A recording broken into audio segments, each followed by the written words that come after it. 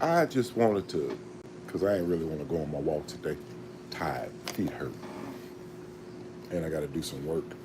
So I wanted to like get on here, man, and describe a day that lives with me. And that was October 29th, man. October 29th, 2009. I woke up that morning and my mama was gone, man. My mama had passed on.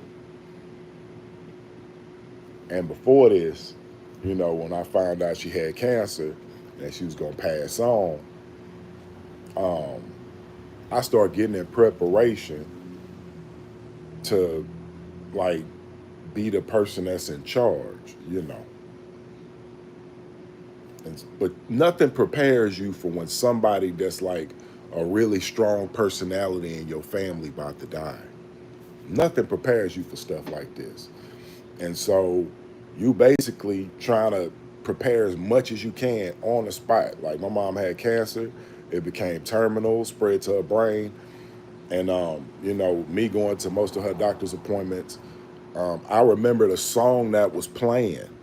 This is what happens when you lose somebody that you really, really, really care about. Um, I remember I was going to the hospital to go and check on her because she was downtown in the medical center. I stay in Houston. And I remember I got out the car and the song that was playing was Forever Young by Jay-Z. To this day, I cannot really listen to that song. I can't even enjoy that song because the day I got out that car, I was listening to that song and that man told me the cancer had spread to her brain. There was nothing more they could do. They were moving her over to hospice. And I was just like, damn, hospice is the end. Like when y'all be like, period, that's what hospice is. And so, man, I had prepared to lose my mom. I didn't know when she was gonna pass because when you go to hospice, you don't just die the next day. People just like pass on. And so at the time, I'm working overseas, man. I worked in Iraq. So at the time I'm working, I'm going back and forth between Iraq and Houston, just back and forth. Long flights. Hey man, you gotta come home. And this last time, um, I called the nurse at the hospice and the nurse said, hey, I don't know if your family told you, but your mama finna die in a day or two. I said, what? It's like, yeah, this has been going on for almost a week, but she's at the end. You need to come home. And so I go to my company, my manager, he sent me on up to go home. And remember, at this time, I done went home like 3 times. So the head boss, he called me in. And he was like, hey, man, this is exactly how this man talked to me. That man said, hey, I thought you said your mama was going to die the last time. I looked at that man and I said, I'm going to get on the plane or I'm going to get on the plane. And he ended up sending me home. If you want to know what that means I'm finna beat you up and go home or you finna send me home. Because I don't give a damn what you talking about right now. So, man, send me home. And I get home and I don't know how bad it is. I left, but I didn't know when I left that last time, I'd been gone about 3-4 weeks. I didn't know that my mama had stopped eating the day that I left. So when I got home and we walking through the hospice, and I'm telling you, everybody playing nice, we joking, blah, blah, blah, blah, blah. When we get close to where my mama at, everybody stopped me and was like, hey, there's been some changes since the last time. This is the only preparation I get. Me in the door right there. And I turn in there and my mama was 60 pounds. Like I could see all the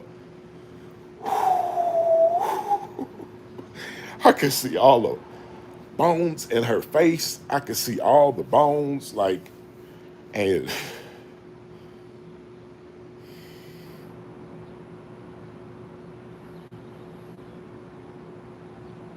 And so I didn't know that my mom had like stopped eating. And I didn't know what stop eating had looked like. So that image stuck with me for like, I mean, at least 10 years. I'm waking up in cold sweats.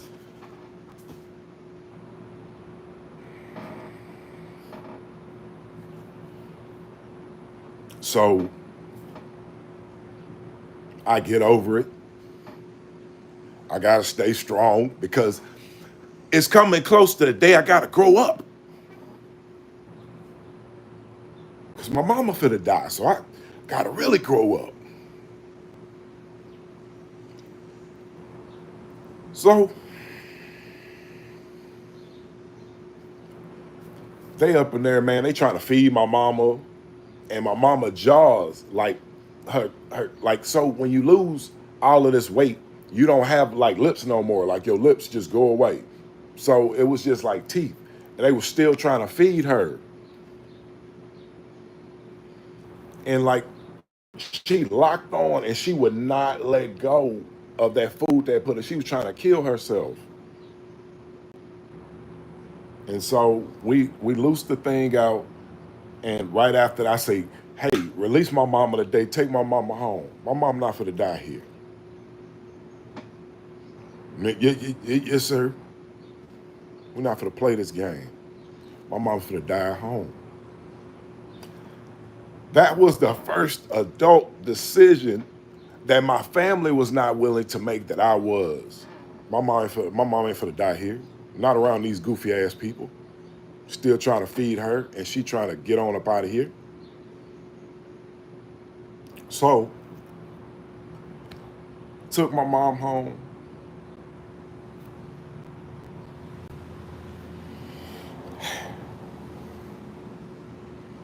And I woke up that next morning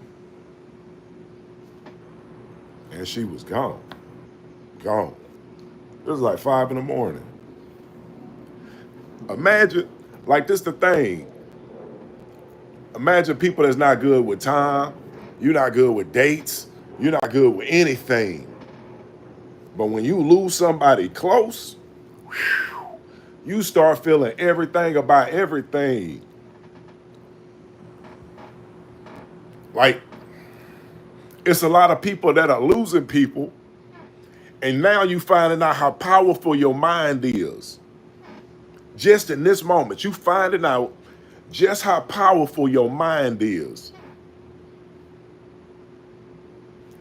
You be hearing songs. My mama's songs like, never would have made it.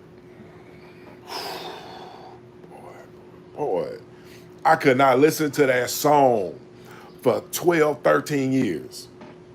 That Tupac, Dear Mama, I couldn't. Boy, that song come on, I'll leave the club. Get up out of here. Everything about mama changes. Everything. Everything that you enjoyed about mama, you start to like, man, I don't want to hear that.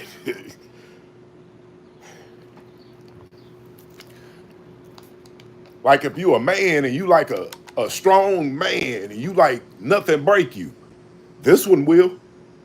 You'll find yourself crying for no fucking reason. Just like, hold on, man, I got to get up out of here. Let me go have a moment.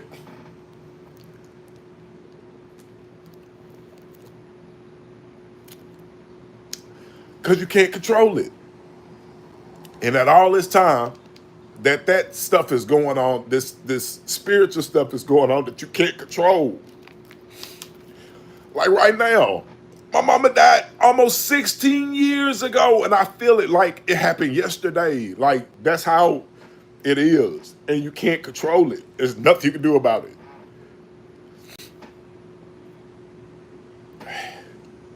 It is different with mama than daddy. Like mama is equal to home. Even if mama wasn't good, it's like a bad home, but it's still home. But if it was good mama, man, Your mama always remind you of home. I'm gonna tell you how I grew up. Because when the person died, October 29th, 2009, you gotta really grow up. You find out how much your mama was really doing for you.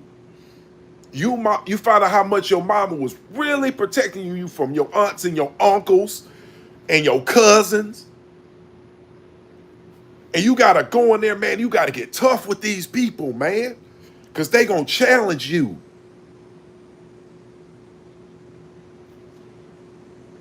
Man, I had to cuss out uncles.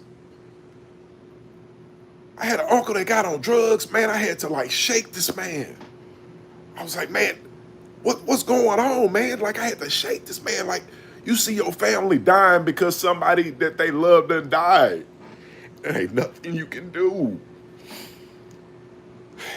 So, in accordance with losing my mom, 2 months later, imagine you done lost your mama and you still like trying to process what the hell done happened. What's going on? Remember, you the head of the family now. My mama used to do everything. You the head of the family now. You better get wise fast. You better get wise fast. All that wisdom, this is how the spirit works. She's no longer here, but she's here in the spirit. Everything that she done gave you, you still have it. You just have to put it to work. You can't watch it and say, oh, I know how to do that. You have to implement it into your life now because she's not going to do it for you. Some of y'all mamas always been paying y'all bills. Some of y'all mamas always been folding y'all clothes. Some of y'all mamas always been cooking and cleaning for you. And now you've been watching it, but you have not implemented it into your life. And now you struggling because it's hard because mama was doing everything. Man, I remember when I was 18 and this, you don't know that you breaking off from this chokehold that mama can have on you. I broke it early when I went off to the military against her wishes. Like, yeah, I'm gonna do this for me. Thank you, but no thanks for your advice. I'm gonna do this for me. And that's when my relationship with my mama grew. She started to respect me as a man. So I'm not talking about my mama in the sense of me being just a mama's boy. She watched me grow up. So I lost my mom at like 27. I'm making really, really good money. I'm able to give my mama money at this time when she's going through this pain. I'm able to throw a party for her every day. I said, hey, I want my mama to have a different themed party every day. Like we was just throwing parties every day until she got too sick for us not to throw parties anymore. That's how I had made enough money to do something like that for my mama towards the end. And man, I really, since that time, and this is why when I be watching men who still had their mamas, I be like, oh, you still leaning on your mama now. You still lean on your mama for all of that, huh? Oh, you can't leave and cleave to no woman because you still got your mama. Oh, okay. I see how your marriage finna go. Ha ha, get out your way. Still got your mama. You don't have to depend on no other woman. You can share all your thoughts with your mama. Ooh. Mama's boys. They always gonna lean on their mama before anybody. And most times, women with these mama's boys, you're gonna have to prove yourself trustworthy, but you're gonna have to take the trust. He gonna have to pull them eyes off his mama and put them on you. You're gonna have to prove yourself trustworthy. You can't just say, give it to me and then prove it. I'll prove it to you. You have to prove it in your personal life. This little life that you built by yourself.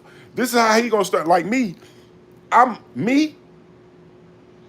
Now that I'm 16 years, man, I done put on a lot of armor of God, man. Me and my dad's relationship was not as close as me and my mom.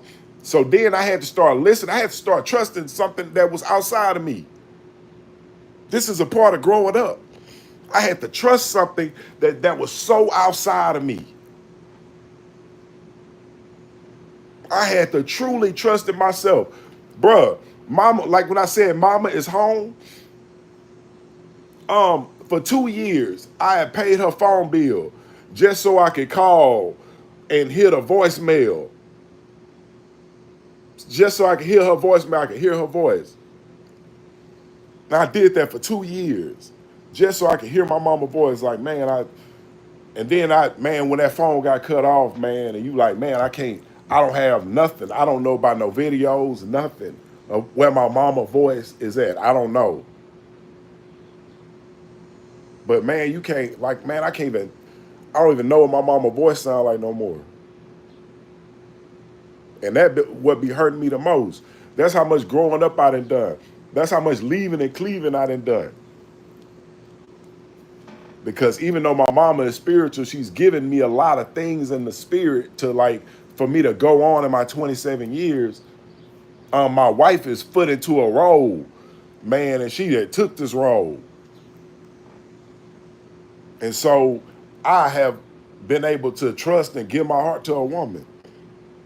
But I don't think if my mama was here, I would have been able to grow up and do it.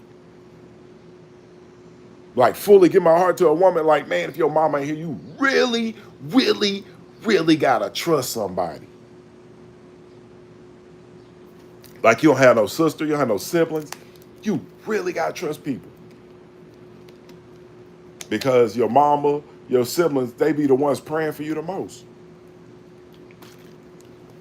Your grandparents. But when you lose these people, everything that they gave you, it's a part of you. Everything that they gave you, it's a part of you. You have to implement it. You can't just watch and say, oh, I know that. You don't know if you don't implement. You don't know if you don't implement.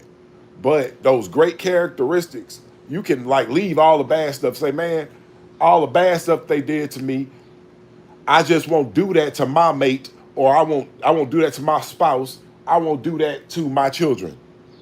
And move on. Take some of the good things from them. Take all the good things and learn from all those bad things and grow up. That's what you're going to have to do. That's what happens when these people out here be losing their parents. And they was leaning heavy. The ones that was leaning heavy, they be like the most, they visit the most distress when they lose parents. The ones that be leaning heavy. The parent got, you call a parent for everything. 30 years old, still call your parent for everything. What will you do when this parent is no longer here? What will you do? So, as much as we enjoy our parents, let's get to know our parents. It's a lot of things that I would have loved to have asked my mom. But I was in the moment of just enjoying her. I didn't think to get the history. That's one thing that I really, really hate that I didn't get. I didn't get the history from my mom. Like, I didn't get to hear her story as a young lady. I didn't get to hear what happened to her. I only remember like a couple of stories throughout her life. But the thing is, some of y'all got the opportunity to do that. And before you have to really grow up, I advise you to get to work learning your mama or your daddy.